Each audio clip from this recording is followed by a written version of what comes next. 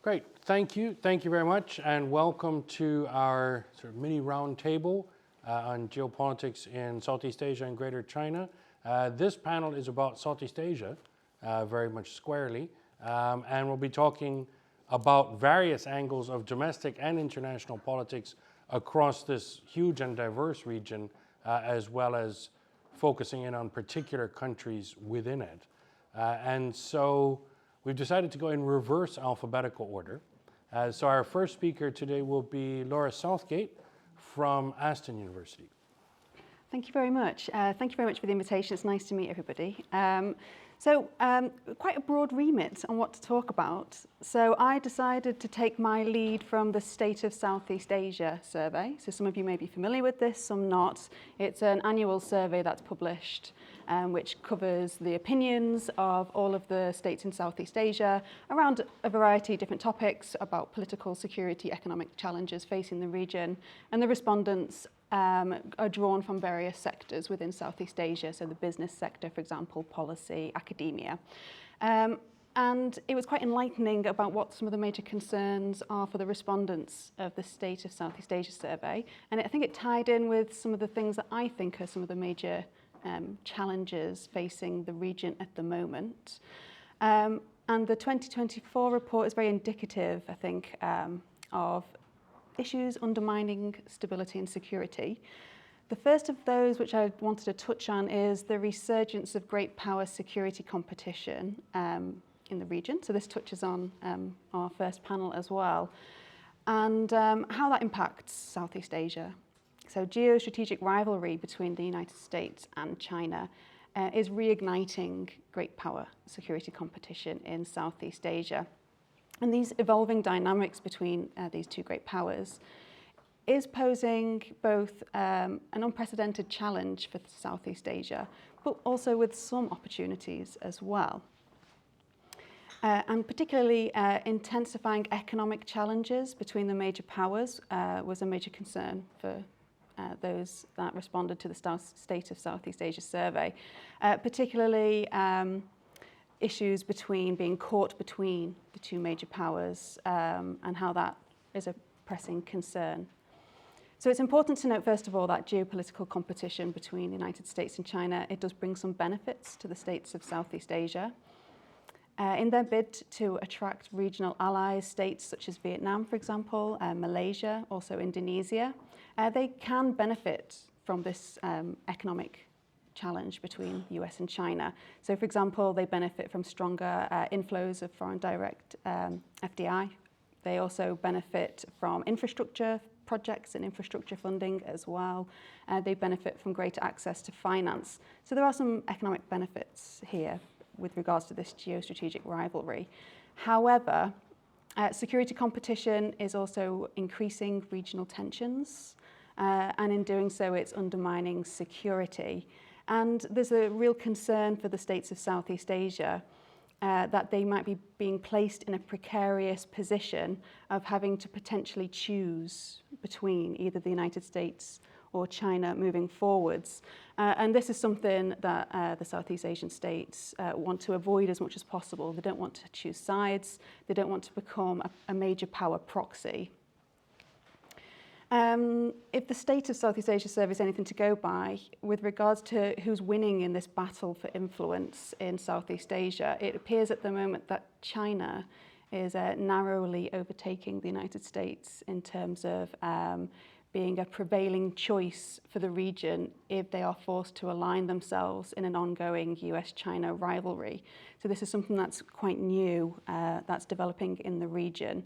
So China ranked as the region's most influential economic actor, and China also ranked as the region's most dominant political strategic actor as well. And so this is quite interesting and it's quite indicative of the mood in the region. And I think the concern here as well is what the new Donald Trump administration, what impact that might then have on this kind of sentiments in the region at the moment, and whether that could potentially undermine the United States position further. So there's obviously uncertainty with regards to the Donald Trump administration, uncertainty posed by the tariffs, uncertainty related to Trump's feelings around multilateralism and multilateral initiatives. Donald Trump tends to be quite disdainful of multilateralism. And just generally a feeling around concerns around the United States and Donald Trump unreliability. There is a risk there of this driving some of the Southeast Asian states more closely towards China.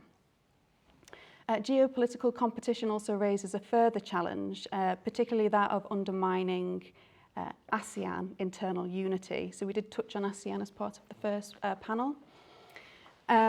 So nearly half of the respondents in the survey believed that ASEAN should enhance its resilience and unity to fend off pressures from the two major powers, from the United States and China.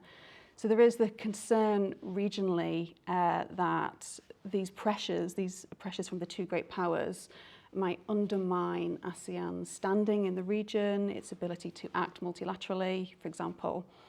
And I think this is a major challenge for ASEAN, and I would actually argue that these kind of differing responses by member states regarding a number of key issues, such as the role of China in the region, violence in Myanmar, that's an area where there's disunity within ASEAN, and also disunity over how to respond adequately to maritime disputes in the South China Sea. And these different challenges are weakening ASEAN unity, and in doing so, it's hampering the ability of the bloc to respond effectively to some of these domestic challenges, with the case of Myanmar, but also these regional challenges as well. And particularly with the role of China, obviously some member states of ASEAN align themselves quite closely with China, the likes of Cambodia, for example, Laos. These states are very economically aligned, integrated with China, politically aligned as well. And so we have these varying opinions around the challenges that China may pose for the region, for example.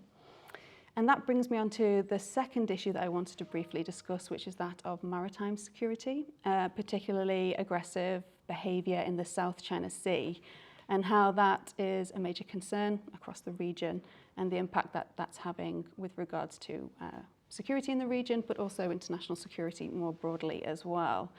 And nearly 40% of the respondents in the survey viewed this, the South China Sea dispute, as a top geopolitical concern and challenge. So perhaps unsurprisingly, those states at the front line of the dispute, so the claimant states in the South China Sea dispute, so Vietnam and the Philippines in particular, they were most concerned about aggressive behaviour from China in the South China Sea, and particularly China's strong-arm tactics in the region, and how that is a major point of apprehension and contention across the region. So the South China Sea, I would argue, is a major geopolitical flashpoint at the moment. So for those familiar with the dispute, China's infringements into the exclusive economic zone of different claimant states, such as Vietnam and Philippines, it impacts on ASEAN member state sovereignty and territorial integrity, but it also impacts on resource acquisition, so food security, and gas and oil acquisition. It's impacting on freedom of navigation in the region, and also ecological sustainability as well. So it has a kind of multiple various challenges. And under Xi Jinping, there has been this kind of adoption of a very aggressive maritime policy over this kind of these territorial islands. So since about 2013, for the past 10 years, 10 to 15 years, China has been very focused on developing its Coast Guard capabilities. And since 2013, those have more than quadrupled.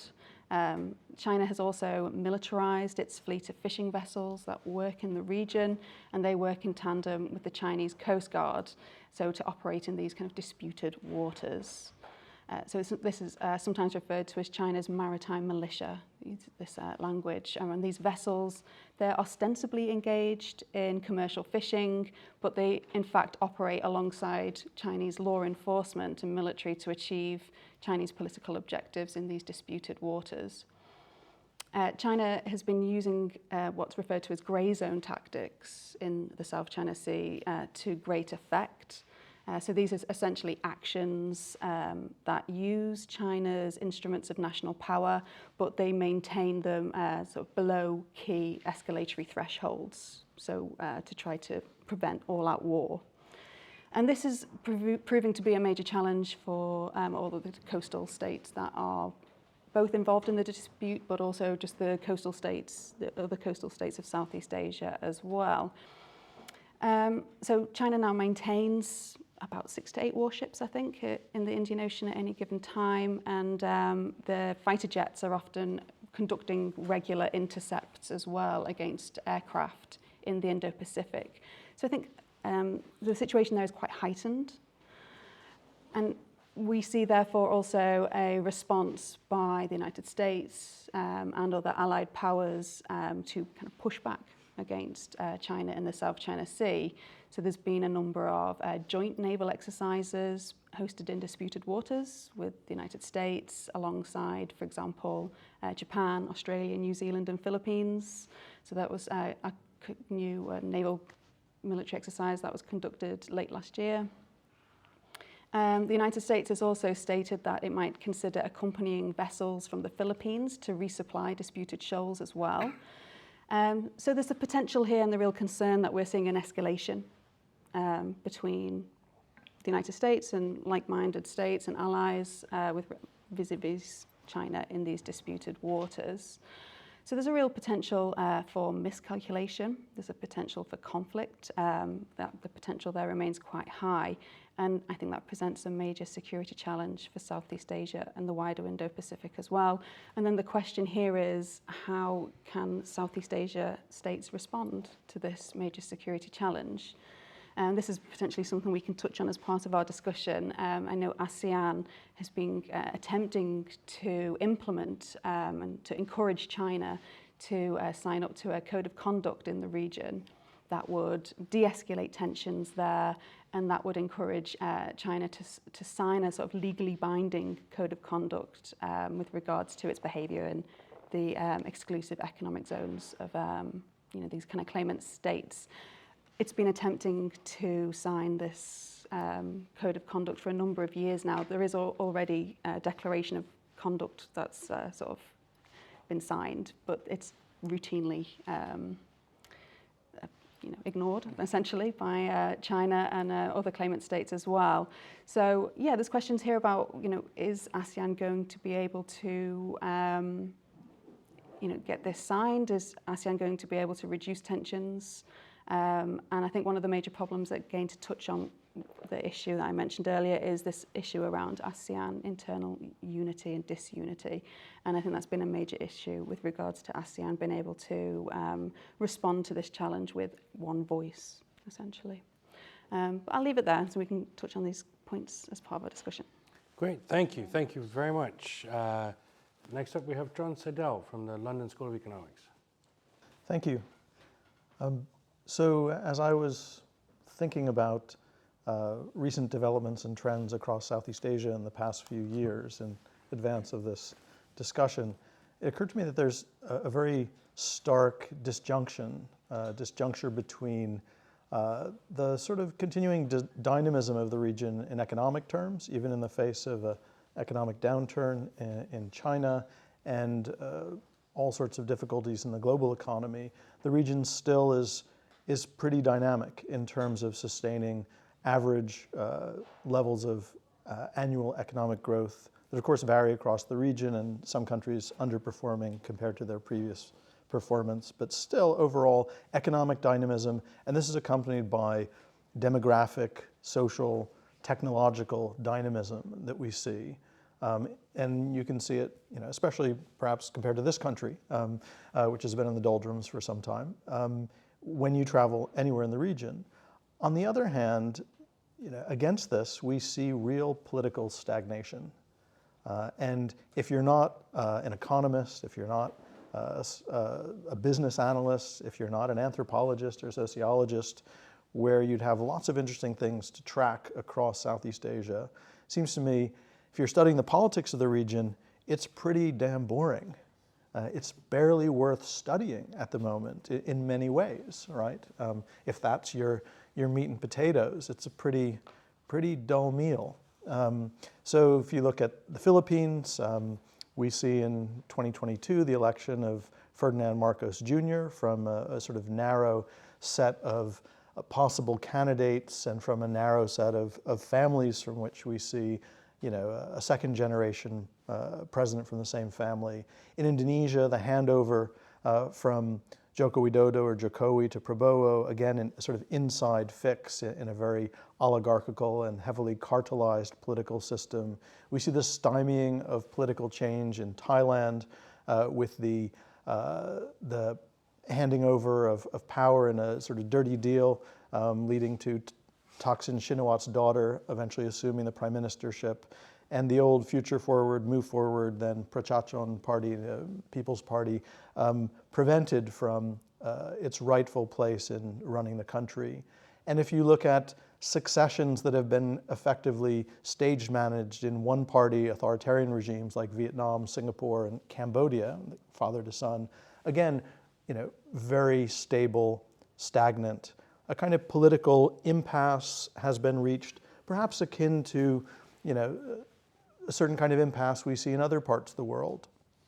And even in Myanmar, this impasse has reached a, you know, particularly horrific form in terms of the ongoing civil war and the likelihood of a kind of stalemate in terms of the forces of change against the entrenched military establishment.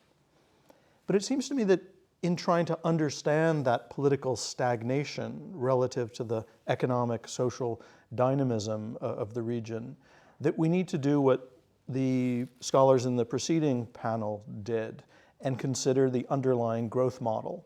And it seemed to me there was a clear consensus and an insightful analysis of how understanding China today involves understanding some kind of impasse that China has reached and some kind of real difficulty in overcoming that impasse. And it seems to me that the economic growth model that we see across Southeast Asia is something that is geopolitically and geoeconomically determined, dating back to the early Cold War era of the United States and its encouragement of Japan to reinvest and re-involve itself in the region and reestablish the linkages that had developed up into World War II.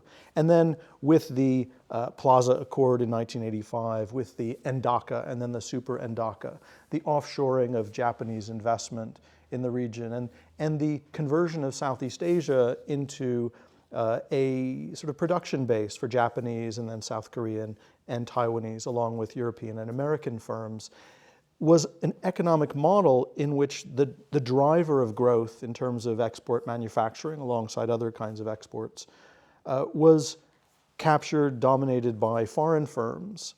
And then in terms of domestic business, you saw the growth of these diversified conglomerates, the big businesses of Southeast Asia, all of which, with very few exceptions, are not focused on exports at all, right? They're instead focused on domestic non-tradables, on dominating in a cartel-like fashion the domestic markets, the commanding heights, the national economies, telecommunications, transport, infrastructure, public utilities like electricity and water, finance, real estate, construction, and domestic consumption, big retail and real estate outfits. And what you see in that pattern of economic development and of business power is a form of cartel-like arrangements in country after country that's profoundly intertwined with politics in a constraining way, whether it's under a form of authoritarian rule that we see in one country after another, or it's under a form of democracy that is rightly understood to be oligarchical in its form, or some kind of attempt to shift from authoritarian rule to democracy or oscillation between these two patterns. And that puts a kind of sclerotic hold on the possibilities not only for economic change. There's no Samsung in the making, right? There's no Mitsubishi in the making. But instead, it also puts a sort of lock on political change as well. And so in that sense, I think it's kind of disappointing to think back on the past few years in terms of the politics of the region and to wonder about the possibilities of some kind of breakthrough in terms of the possibilities for new forms of politics that you began to think we might find in Malaysia, but maybe have also reached some kind of self-limiting plateau or impasse in terms of what is and what isn't possible. So against this backdrop, it seems to me the geopolitics and really the geoeconomics of Southeast Asia need to be considered in terms of a region in which politics is, if not frozen, then very much constrained in terms of the possibilities for contestation and endogenous political change emerging over the next few years. If maybe 2028 we'll see finally a breakthrough in Thailand, maybe, let us hope. But in the midst of that, what about this economic model that has sustained the politics in this kind of, if not frozen, then fairly fixed form? And it seems to me that the emergence over the course of the 21st century so far of China as a major source of trade and investment has been in some ways a reinforcing factor for these entrenched trends, and that there is, certainly for Americans of a certain generation, a sort of deja vu all over again, memory from the 1980s, as people have begun to recall, in terms of Trump's intellectual formation, if you want to think about that as such, or his policy formation. It's Japan all over again. And so I think that there's that, disappointing kind of reality. I mean, so far over the past few years, you've seen efforts and some, successes, I would say, in Southeast Asia and Southeast Asians being able to have their cake and eat it too, in terms of a world in which you have rising geopolitical and geoeconomic tensions, even with the expanding realm of export controls and the expanding realm of American regulatory power in different spheres of the global economy, first in finance and now in high tech and other sectors of trade. And I think, even with the EU in this regard, on the environmental side. And I think in that regard, it may be that Southeast Asia will benefit from surges of investment and will be able to have Chinese and American linkages side by side. So if you take, for example, a realm of clearly weaponized interdependence, the Trans-Pacific submarine fiber optic cable projects that the US government, since around 2017, has paid such close attention to that they pared away Chinese partnerships, Chinese companies, and linkages to Hong Kong and mainland China so that Southeast Asia would be connected via Guam to the west coast of the United States and not to China. So these projects have proceeded, but at the same time, of course, it's not as if there aren't submarine fiber optic cable projects that do link Southeast Asia to Hong Kong and mainland China. There's no one single, submarine fiber optic cable network for any of these countries. There's a multiplicity of these sorts of projects. You can have both and. The tricky thing for the region, though, will be how it navigates this highly regulated realm of chip war-like, export controls and regulations, so that it's not just a matter of apportioning one project to Japan, one to China, an airport here, a port there, in some kind of apportioned fashion.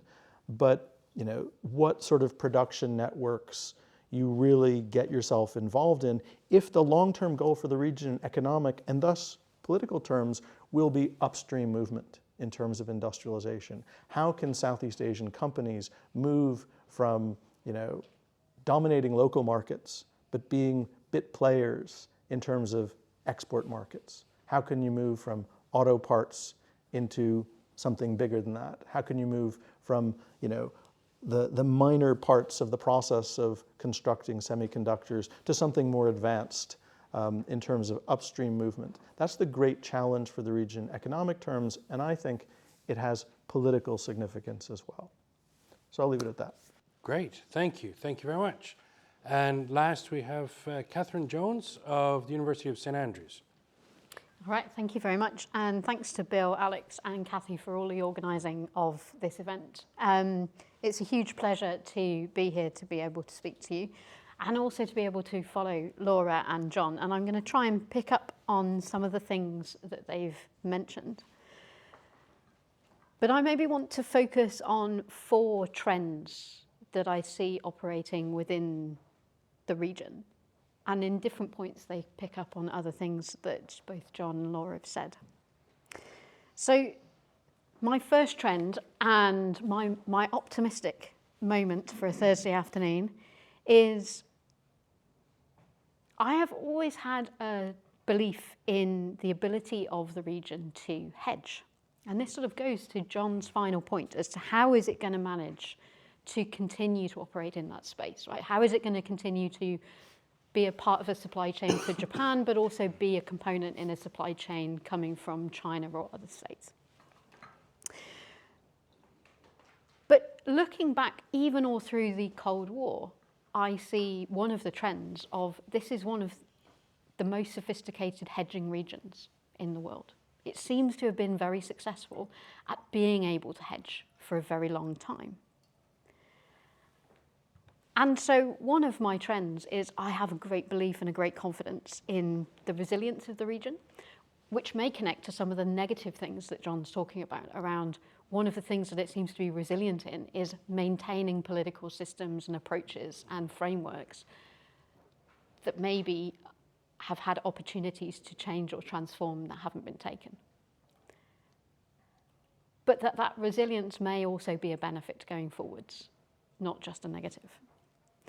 I also have a great confidence in the creativity and the positivity of populations within Southeast Asia particularly. Because for 20, 30, 40, 60 years, they have gone through an immense process of transformation from decolonization through to the creation of new states, to forming new polities, to having authoritarian regimes transformed into democracies, and maybe a little bit of democratic backsliding. But throughout all of that, there has been a regional creativity, I would argue. And so my first trend is maybe the most positive one, in that I think the region is in a space whereby it has a lot of skills and capacities to leverage in the great power competition that Laura started off her presentation with. But I'm not just a dewy-eyed Pollyanna looking at the region with great love and affection. I think there are other reasons that link into my other trends that maybe give me a more positive outlook for the agency, particularly the agency of these states within the great power competition that Laura points out. And one of those trends goes back to a different part of the same Southeast Asia report that Laura mentioned, which is around how confident are these states that the rules-based international order is going to be upheld, and upheld by states like the UK, Australia, and the UK. Sorry, the US, Australia, and the UK. And they're not very confident that it is. And yet what we've seen as an enduring principle in Indonesia, from Hatta onwards, and other states around the region, is a connection with multilateralism. This sort of continuing paradox of why ASEAN continues to exist, but not only exist, spawn other bits of ASEAN and other connections, when to most of the world it seems to defy all of our expectations of a regional institution. Why has it gained such stickiness? So the region's not thinking that the rules-based international order or that multilateralism is going to be upheld by the leadership of the US. It's not thinking that the UK or Australia or other powers are going to step in and uphold this. And yet there is still seemingly an enduring commitment to multilateralism. That to me seems to be quite a puzzling set of affairs, but it also presents a lot of opportunities for those states for their own agency. And one of the things that I would point to is there is a space for the region to engage with external powers through these different bodies. The region is one that is beset by problems created by climate change. The previous panel had a question about climate change, and I know that Laura is working on various things to do with humanitarian responses. one of the things that I think's been undersold remarkably is how the region has created an AHA centre, so a humanitarian response centre. It's got multiple different nodes within different countries to identify the emergence of natural disasters, to try and respond to them preemptively. There's a tremendous amount of knowledge and expertise in dealing with exactly the consequences of climate change that the region has to face.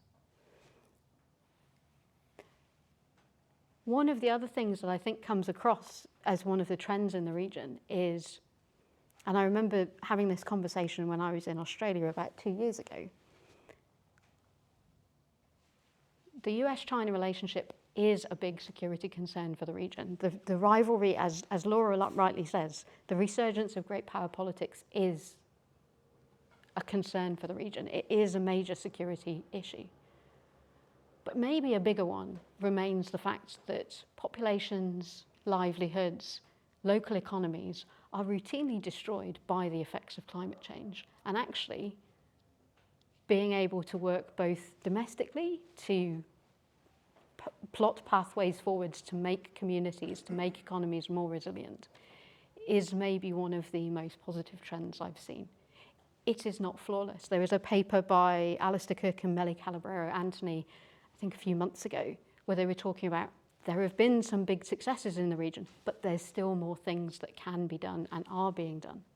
So it isn't that they've got all of the solutions, but I think one of the major trends is that they have been working steadily, tirelessly, cooperatively, both within domestic settings and across boundaries, to address what is for them one of the biggest, if not the biggest, security challenge. So I think that's one of my major trends. And I think it's a recognition that this region is not going to wait for the United States or anybody else to step in and solve some of these problems. It's doing it for itself, and it's taking ownership and agency in doing so. Not without problems, but nonetheless, I think that's a very positive trend. One of the other things that I see emerging is, I think the second Trump administration is definitely going to present a large number of challenges.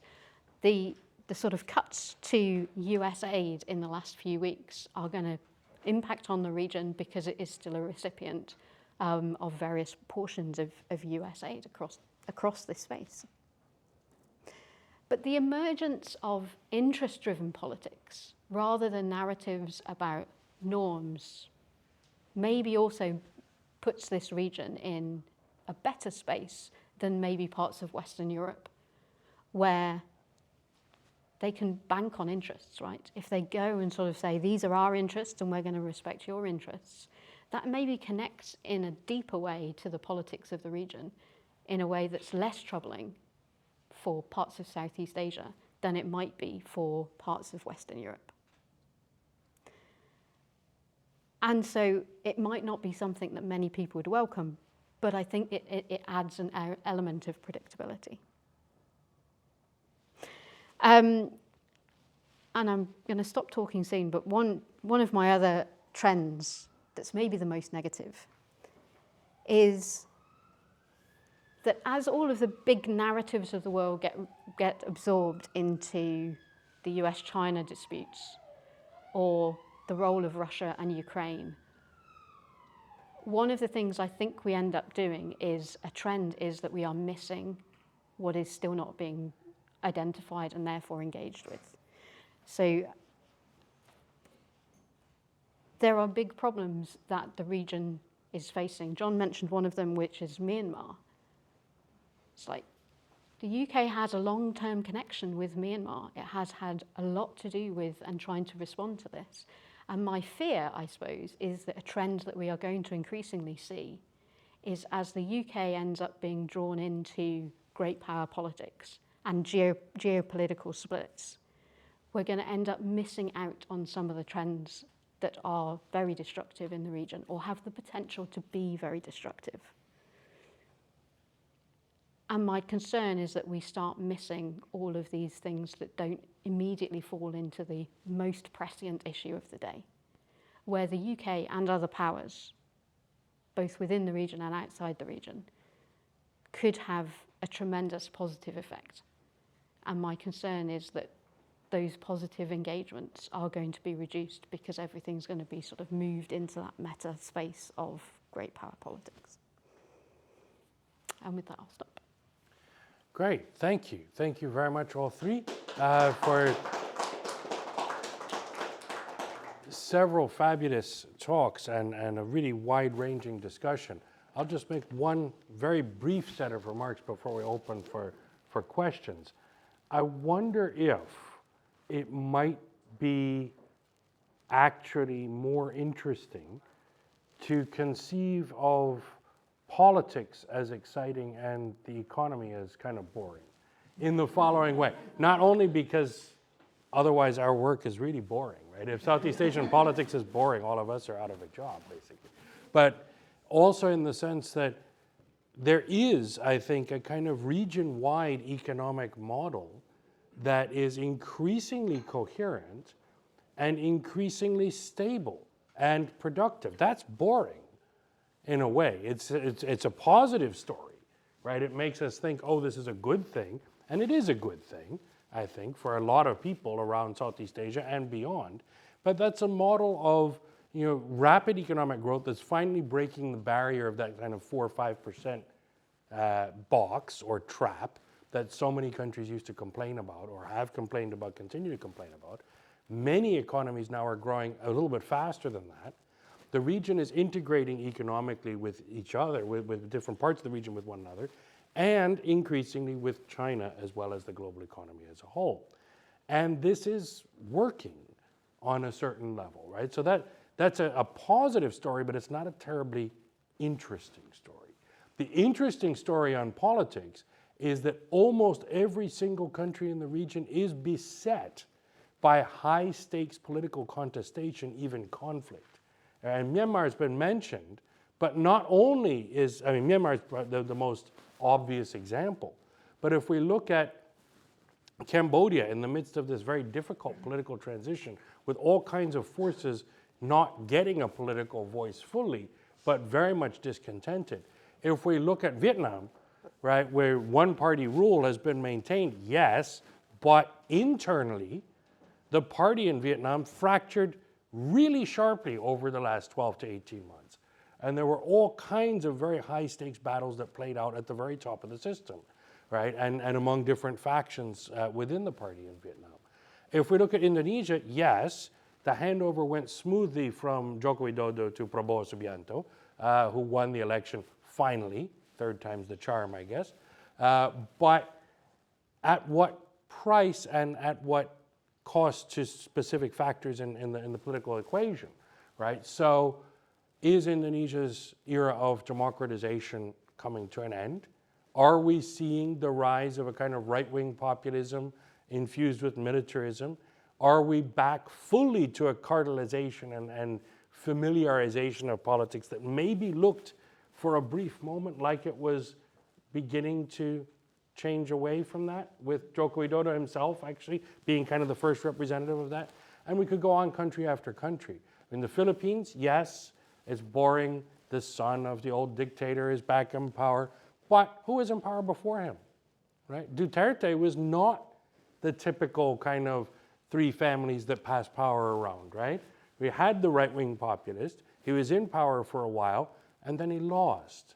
And so the Philippines is back to a sort of elitist, cartelized politics that alienates much of society, but it's also back towards something that looks a little more like a quote-unquote regular democracy, right? And so there's a really high-stakes battle, I think, that's being fought, maybe not as obviously as in Myanmar or certain other contexts, but this is still important and, I would argue, interesting, right? Even relatively less beset countries in terms of political change in Malaysia and Thailand, we also see really high-stakes political contests.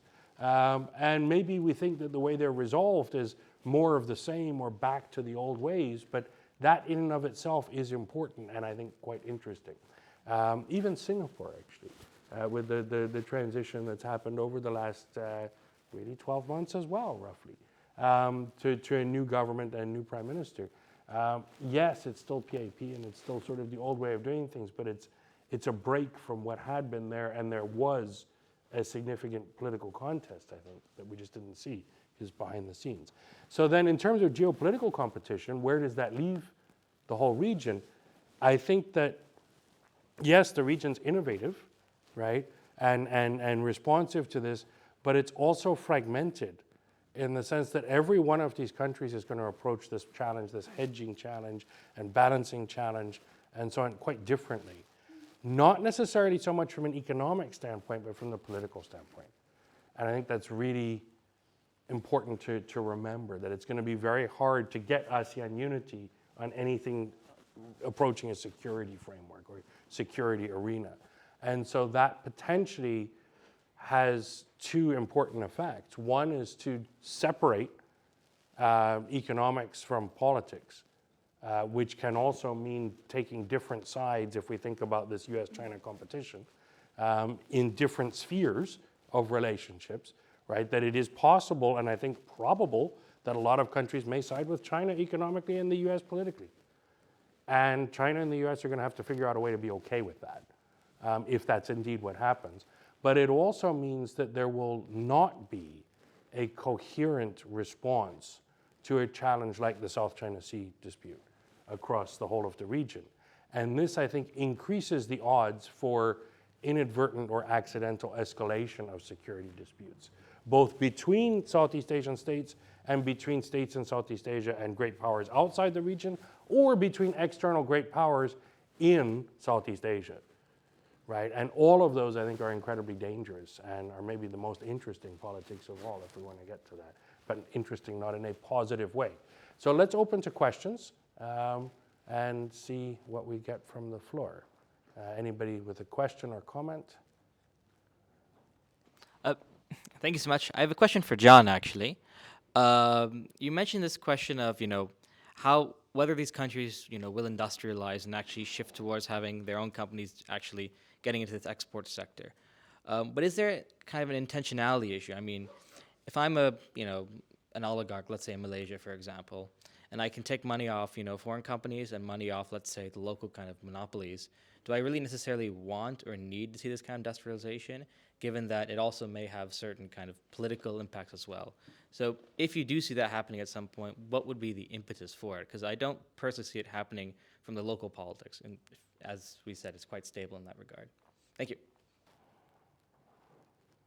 Let's take a few before we...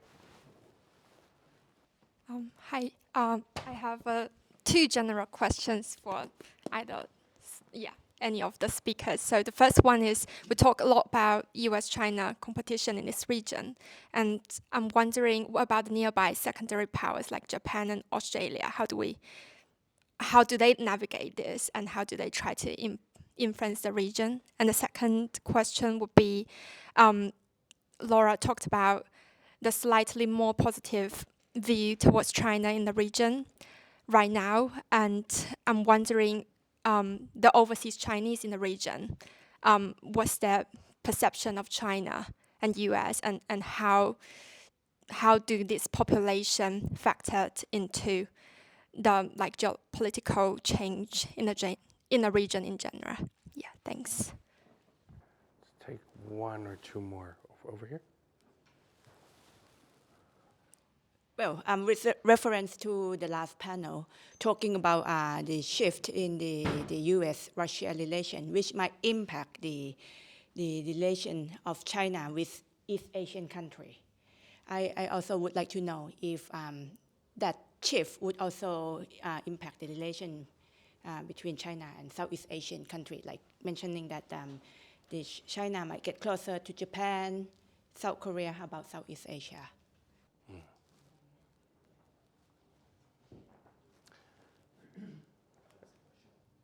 Yeah. Oh, yeah. Thank you for the panel.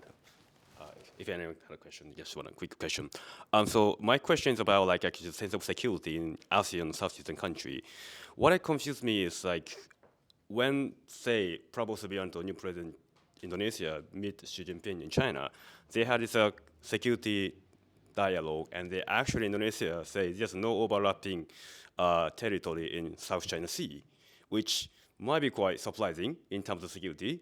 But on the other hand, when Prabowo became president, Indonesia has like kind of, isn't it anti-Chinese, but more like a nationalistic policy in the business and economy, which Prabowo tried to get out the ethnic Chinese or Chinese company from the like majority of like infrastructure business, mining sector. So I kind of see, I think especially Indonesia might be also relevant to the Malaysia, which they have a Bhumiputera policy that Malay indigenous people might be prioritized over the foreigners. And my question when you talk about security, is that how this kind of xenophobia or something like a security issue from China, and also Southeast Asian countries have their own domestic security issue with ethnic Chinese, and how you could be linked, or is it that how we understand the sense of security in this Southeast Asian context in the rise of China? That was, if anyone could pick up the questions, we appreciate it. Thank you. Great. Thank you very much for a set of really good questions. Why don't we go in the same order as speaking at the beginning to answer whichever or as many of the questions as you'd like. So I'm going to take a stab. Thank you very much for the interesting questions. I'm going to take a stab at the question about the role of secondary sort of powers or sort of major powers in the region that aren't the great powers and the role that they're having in Southeast Asia. Because I think it's particularly interesting to see the relationships and the alignments that sort of been developing over the past 5+ years. So you mentioned, I think you mentioned Japan and Australia, but I think we could also mention India potentially. We could even potentially talk about the UK and the developing role that the UK is having in the Indo-Pacific as well. And I think we've seen an increase in partnerships and initiatives, which I expect from China's perspective might be viewed, I think as part of the first panel, there was that, you mentioned about narratives and how China has this narrative or concern around containment. And I think there's certainly the fear from China's perspective that some of these initiatives that have been developing might be viewed from this strategy as a containment strategy. But for example, like AUKUS, so you've got the Australia, UK, US alliance in Indo-Pacific, where obviously you've got the kind of nuclear submarine development in Australia. You also have the Quad, the Quadrilateral Security Dialogue, which includes Japan and the United States, amongst other states as well. So you have these initiatives in the region which are aimed at enhancing stability, potential, at least that's ostensibly the reason is to enhance stability and security. Perhaps because there is the recognition that ASEAN is unable to do this by itself, is ineffective in this situation as well.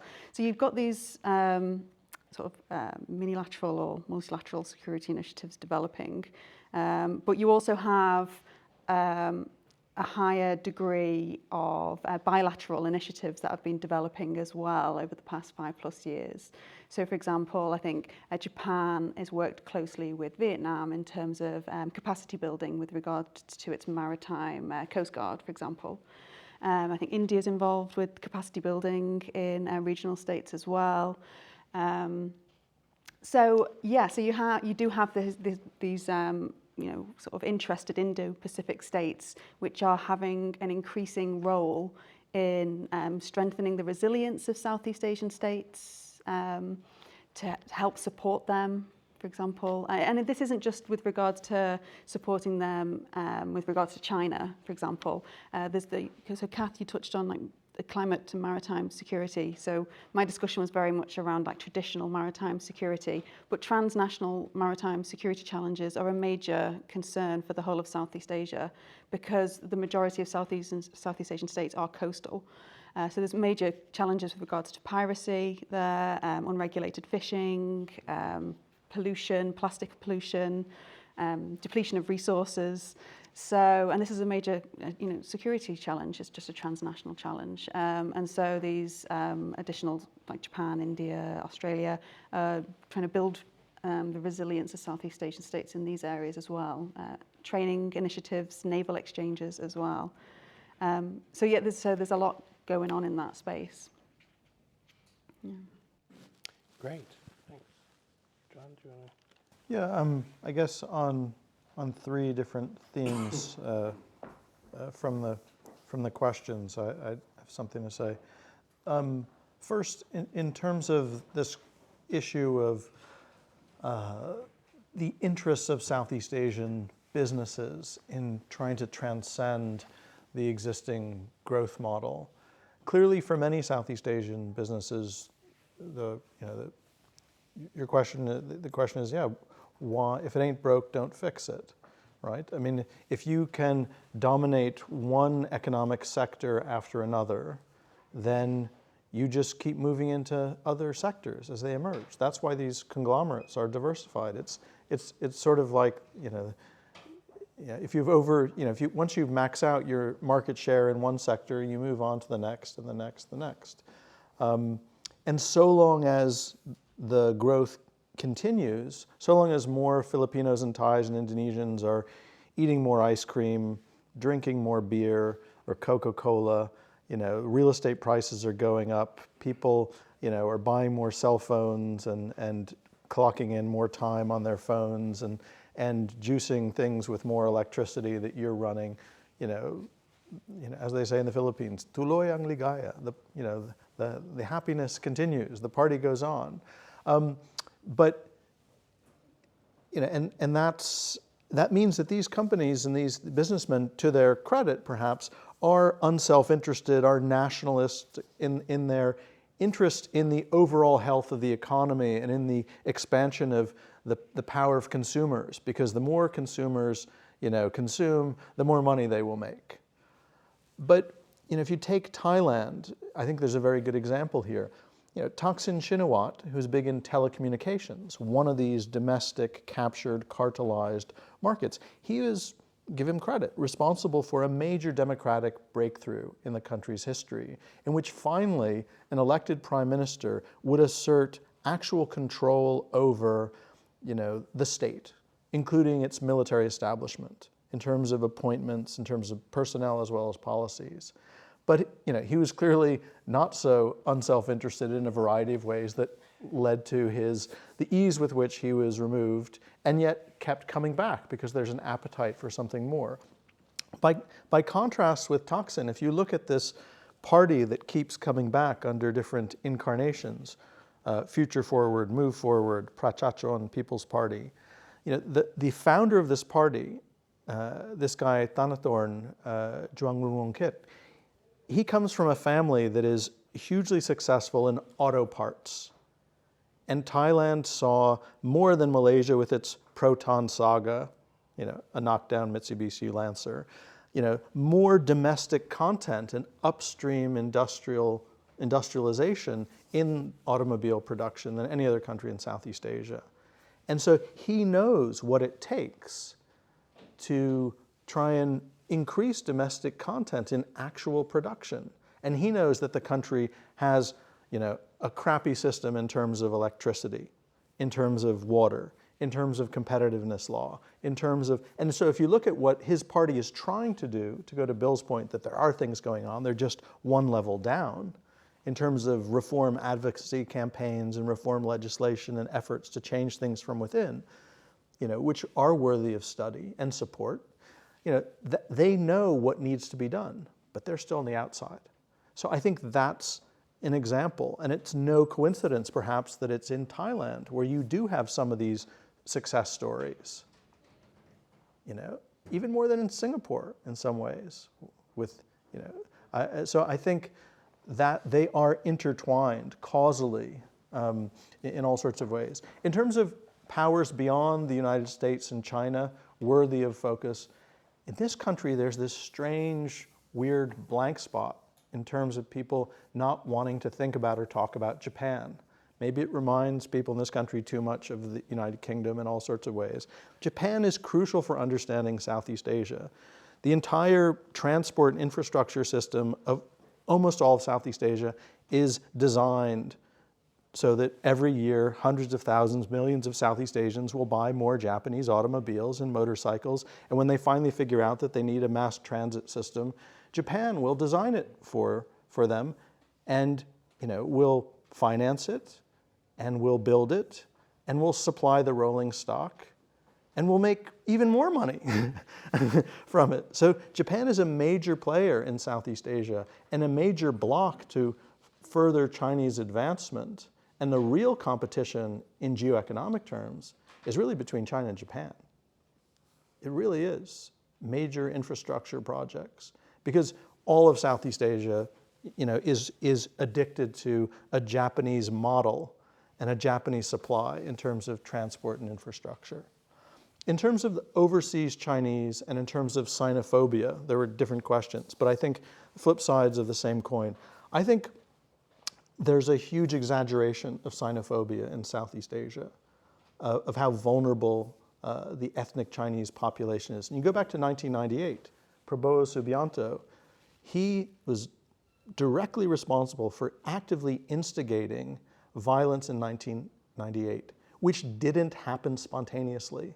In the midst of the Asian economic crisis, you had to have Prabowo and his clique of generals organize people to attack Chinese establishments and attack Chinese people. After that, have there been any anti-Chinese riots in the country over a 25-year period? No. If you go back to, was it 2016, the wildly exaggerated anti-Ahok riots, clearly seen to be another replay of all this anti-Chinese sentiment. Remember that Ahok is, like many wealthy Chinese across Southeast Asia today, evangelical Protestant. You're concerned about religious fundamentalism in Southeast Asia, and you think, oh, scary Islamists. Think evangelical Christians who are very dominant in Indonesia, in Singapore, powerful in Malaysia, and so forth.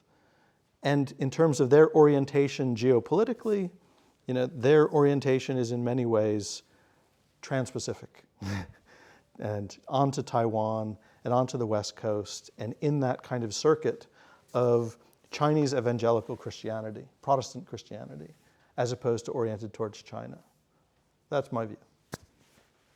Great, thank you. And Catherine Jones. So I think the only question that hasn't been addressed by my colleagues, so the only one that I'm going to talk about is the question about Russia, and do shifting US-Russia relations then have knock-on effects for some of these dynamics in the region.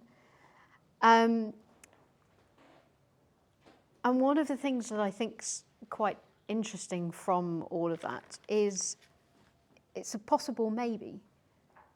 But one of the things that I found surprising in January this year was Indonesia joining BRICS and the openness of other Southeast Asian states to saying that they're interested in joining BRICS.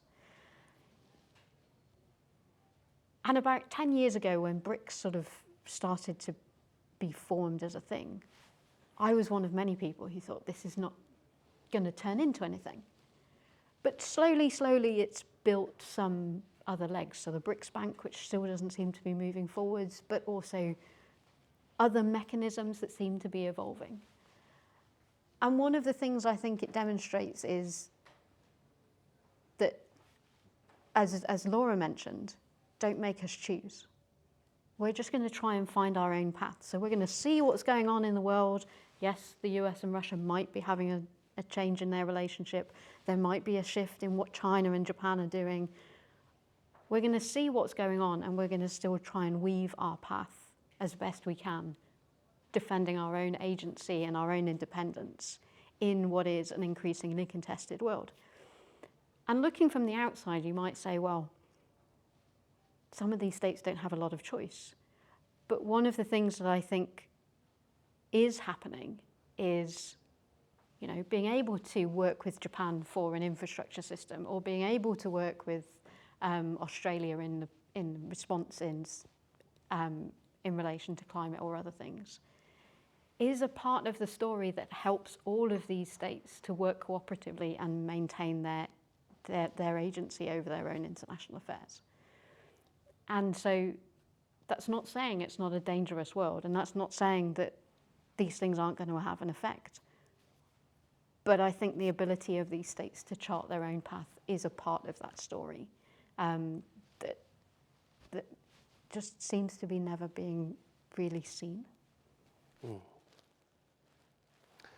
Yeah, I'll just say very quickly, I think in terms of economic competition regionally between China and Japan, yes, I agree completely on that point, except when it comes to a major infrastructure project or the next round of motorcycles or electric vehicles or whatever it might be, Japanese provision of those things is very attractive to many in Southeast Asia, but China now can provide those things cheaper, faster, and sometimes better than Japan. And that advantage is expanding rather than contracting. And that has to do with factors other than competition between those two countries in Southeast Asia, specifically. So I think this sometimes, frequently actually, in Malaysia, in Indonesia, and in a number of other states that we can think about, plays out in terms of domestic political contestation in Southeast Asian countries, right? Parties take up different positions in an election. There's a really acrimonious debate sometimes about this, which is the greater risk, which is the better economic bet longer term. And so I think that competition is there, but it isn't a given that Japan would maintain dominance. And also the economic contestation between those external powers, basically, to the region, plays out in political terms inside countries in the region, which I think is interesting, again, as a kind of politics. If we think about the impact of Russia specifically, I think that changing Russian relations with the US and with China will really have an impact in Vietnam and probably not beyond. Russia, like Australia, is a lot less important and influential in Southeast Asia than the Russians think they are, just as the Australians think they're really important in Southeast Asia, but really much less than they think. Not unimportant, but a lot less important than they think. But Vietnam is an exception to that, right? Particularly with the fact that so many among the Vietnamese elite had studied in the Soviet Union, and then even in Russia after the collapse of the Soviet Union. So that link plus other aid that the Soviet Union provided when China was not providing aid to Vietnam, and sort of strong positive connection with the USSR prior to its collapse and with Russia since, as well as energy flows and all kinds of other things. So I think that will have a specific impact in Vietnam. In terms of the US sort of pulling back, I mean, I actually think the US is in retreat in national security terms, or international security terms rather, globally, and specifically in Asia, and more specifically for this conversation in Southeast Asia. I don't think the US is more assertive with Trump. I think it's getting less and less and less assertive, less and less reliable, less and less present in the region. So if you look at that from China's perspective, the obvious thing to do is to fill the gap, right? As part of a general strategy for dealing with Trump, one of the key points of that strategy is fill the gaps as the US withdraws. But I would say, if I were ever to be listened to by the Chinese government, which is highly unlikely, but I would say rather than trying to fill the gap, particularly in the South China Sea, a lighter touch will have better results, right? If China immediately rushes in to fill the gap, that will provoke a backlash in security terms from all of the states surrounding the region, surrounding South China Sea, as well as others across the region, that will actually keep them closer to the United States. A lighter touch would have less disruptive effect and much more positive effect. If we think in other areas as well, as the US becomes less influential, China will have to approach different states across Southeast Asia differently, right? It's for a long time basically tried to keep Myanmar, Laos, Cambodia on side, more or less, and then cultivate increasingly positive relations economically, but also politically where it can, with Thailand, Malaysia, and Singapore, and then basically accept the fact that Indonesia and Philippines were not in the sphere that China could deal very well with, and same with Vietnam, at least politically, if not economically. But that has shifted somewhat, I think. Right now, as we were talking about before, Indonesia is much more a state that China wants to deal with, politically as well as economically. The Philippines, less so under the new government than the previous one, but still I think is on the table as a state where China wants to look for a better relationship. But I think they're going to try to continue, Chinese government that is, to cultivate really strong relations in Thailand and Malaysia. The big question mark is going to be Myanmar.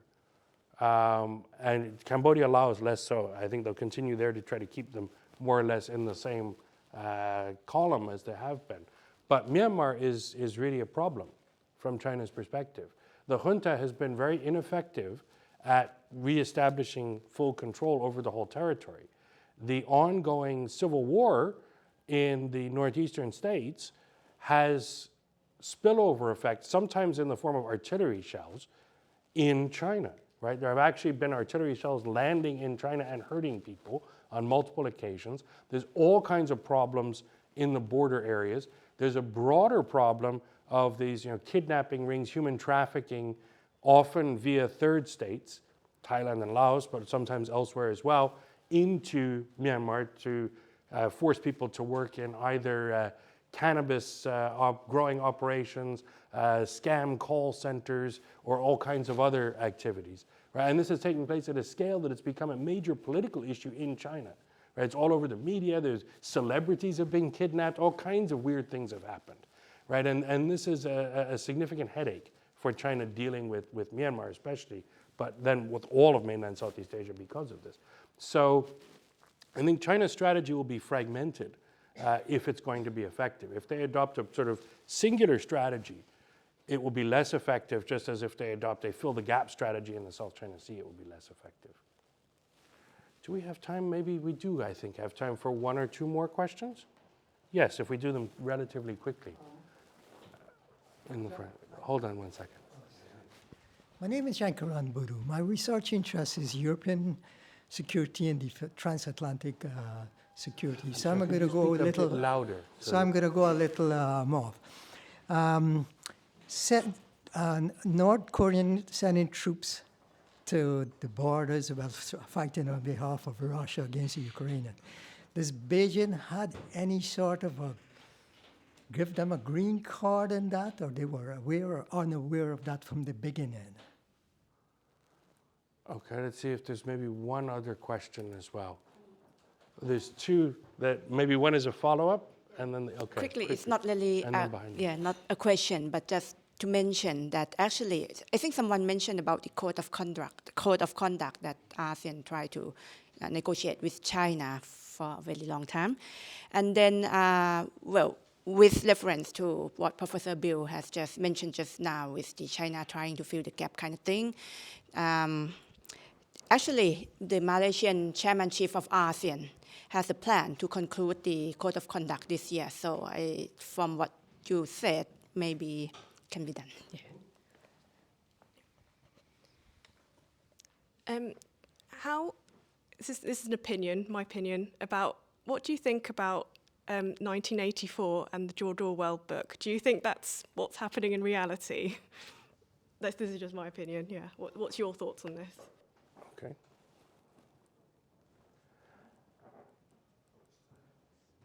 All right, very last, because we're running out of time. Just so very quickly, yes. briefly comment on Professor Hurst's point.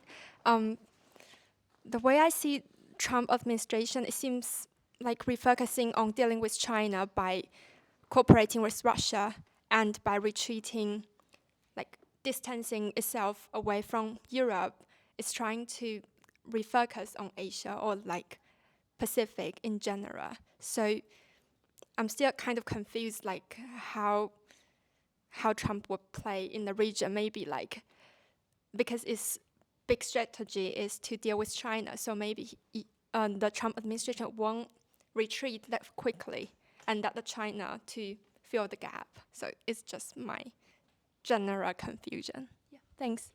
Okay, great. If I could ask each of the panelists to respond quite quickly, maybe in 1 minute or so. Yeah, I can. So super quick. The ASEAN Code of Conduct being concluded this year. I'll wait and see. Yeah, essentially, yeah, because they've been saying that for a while, and I'd be interested to see what type of code of conduct is finally finalised. Yeah, precisely. Yeah. Will it be legally binding? I'd be really surprised, but so wait and see on that one. 1984, so is this like an Orwellian? Yeah, hopefully not. That was quite bleak. So yeah, I'll just leave it with that one. And Trump's role in the region, obviously it's really difficult to say completely what Trump is hoping to do in the region. He obviously wants to engage slightly with China, but then have quite a hawkish response to China at the same time. But yeah, I do think I agree with Bill's comments about potentially looking to kind of retreat a little bit. I mean, Trump doesn't want to develop multilateral relationships, for example, so there's going to be a slight sort of retreating there. I think it's just a question mark, particularly the way I see the Trump administration at the moment. It could go any number of ways because he's unreliable, essentially. In terms of Trump administration towards Southeast Asian countries, I think the examples so far that we see in terms of the treatment of United States neighbors, Mexico and Canada, and its treaty allies in NATO, is, reminiscent of the old phrase, with friends like these, who needs enemies, right? I mean, this kind of bullying tactic and the sort of recalibration of these relationships against what he perceives as, free riding. And I think those countries in Southeast Asia have large trade surpluses with the U.S., like Vietnam, to a lesser extent Thailand, should look out for what this will mean in due course.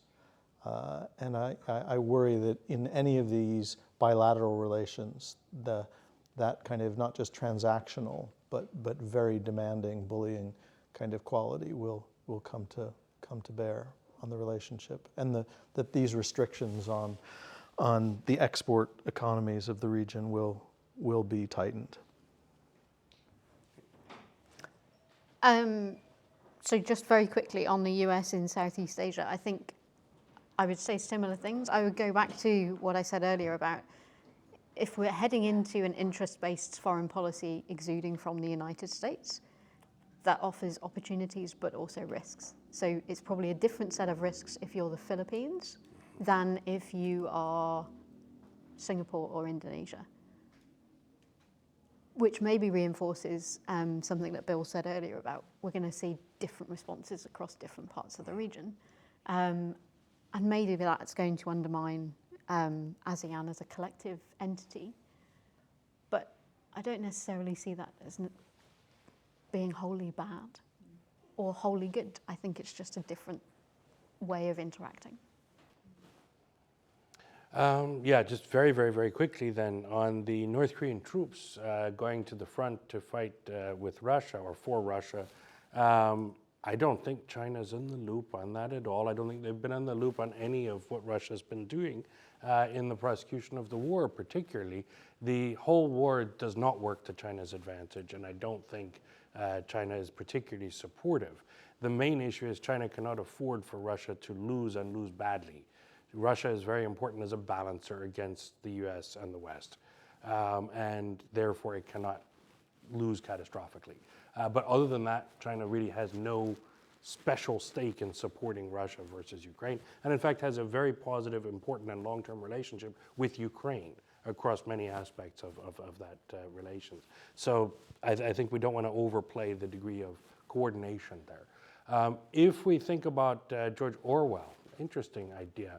I mean, here from Landing Strip 1, I have to say the only parallel I can really see right now, rather clearly, is that the Department of Government Efficiency looks like Mini-Love. But other than that, I think George Orwell has been, to our great disadvantage, thrown into a memory hole for the most part. And we're not thinking enough about what may or may not be going on in that regard. In regards to the US and the region, and whether or not the US is in retreat, Obama had the golden opportunity, really, to open a golden new era, or a great new era of US relationships in Southeast Asia. And he blew it. Didn't bother to show up, didn't bother to invest. When he came, it was really half-baked, half-hearted. There was a real chance there to cement a much more powerful, robust, and deep American presence in Southeast Asia and relationships right across the region. For the most part, it was totally blown. The one exception to that, I would say, is the U.S. improving relationship with Vietnam, which has been a real difference in trend. Whereas in the rest of the region, the U.S. has squandered positive relationships and not really addressed negative ones. Vietnam has been a total aberration to that.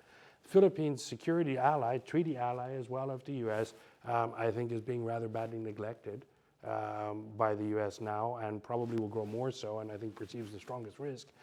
Overall, is the U.S. in retreat or not? Just look at the fact that Trump's allies are talking about 40% defense cuts in order to support Doge checks. So with that, I will end. And we should have a reception at the back that will be ready momentarily as soon as they can come in and set it up. We've asked them not to come in and set it up to avoid disrupting the panel. So they'll be in to set it up just now. It'll take just a couple of minutes. But thank you all very much for attending and for all of your great questions and discussion, and enjoy the reception.